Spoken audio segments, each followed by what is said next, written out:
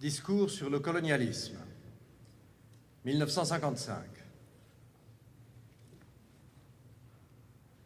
Une civilisation qui s'avère incapable de résoudre les problèmes que suscite son fonctionnement est une civilisation décadente.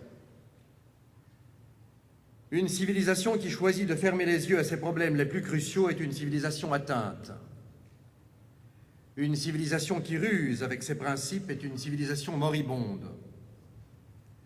Le fait est que la civilisation dite européenne, la civilisation occidentale, telle que l'ont façonné 2 siècles de régime bourgeois, est incapable de résoudre les 2 problèmes majeurs auxquels son existence a donné naissance, le problème du prolétariat et le problème colonial.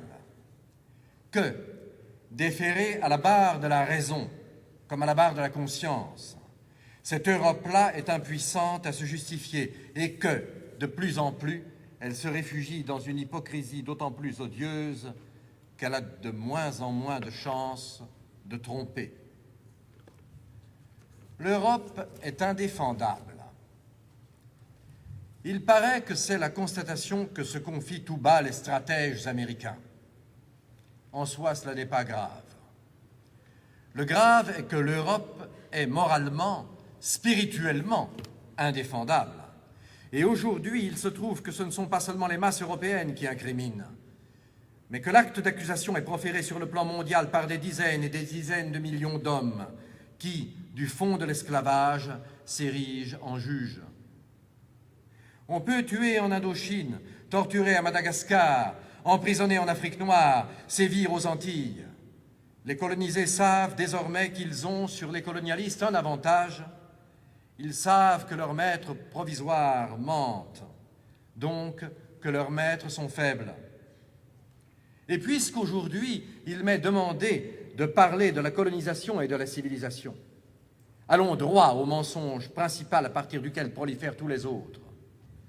Colonisation et civilisation.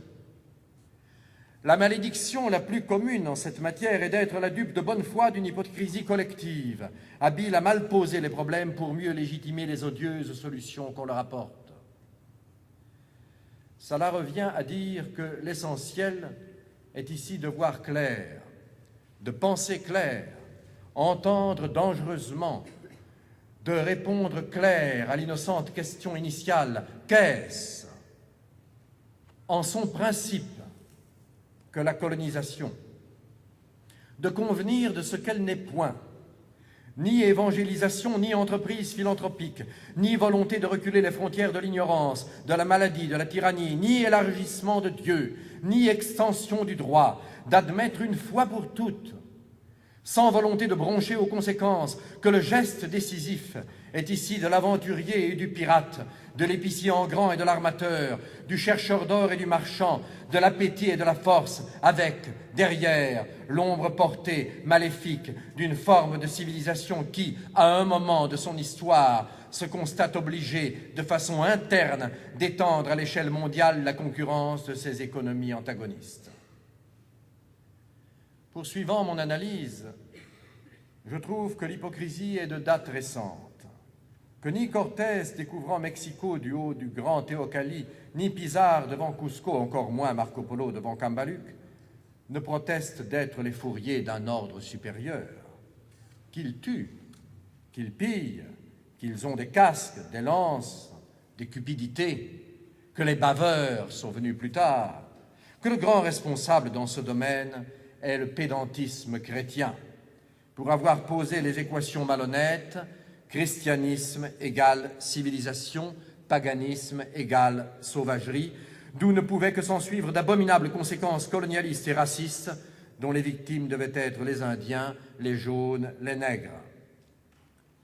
Cela réglé, j'admets que mettre des civilisations différentes en contact les unes avec les autres est bien, que marier des mondes différents est excellent, qu'une civilisation, quel que soit son génie intime, à se replier sur elle-même s'étiole, que l'échange est ici l'oxygène et que la grande chance de l'Europe est d'avoir été un carrefour et que d'avoir été le lieu géométrique de toutes les idées, le réceptacle de toutes les philosophies, le lieu d'accueil de tous les sentiments, en a fait le meilleur redistributeur d'énergie.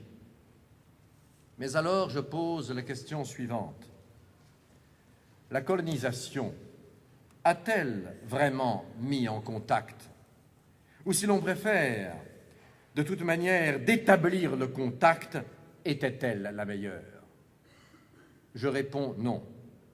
Et je dis que de la colonisation à la civilisation, la distance est infinie, que de toutes les expéditions coloniales accumulées, de tous les statuts coloniaux élaborés, de toutes les circulaires ministérielles expédiées, on ne saurait réussir une seule valeur humaine.